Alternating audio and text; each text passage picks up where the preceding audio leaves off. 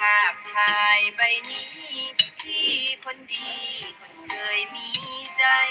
เคยทำงานเกี่ยวก้อย แมงวันกันน้ำหากันน้ำน้ำอาหารนะกินเข้าไปก็ตบแมงวันไปจนถึงตอนนี้น้องยังรอพี่ทุกวันนั่งรถผ่านนครสวรรค์คิดถึงทุกวันผู้บ่าวใจหน้าภาพในมือถือในไทม์ไลน์คือสัญญาใจเคยให้สัญญากันไว้ขอบคุณนะคะสามเลิฟนะคะผ่านมาวันนี้ขอบคุณ13 ล้านดวงตาด้วยนะคะแล้วที่น้องรอไปกินสตอลืมน้องแล้วบอกจนเปลี่ยนพศน้องรอหลายมากินข้าวเช้านั่งกันได้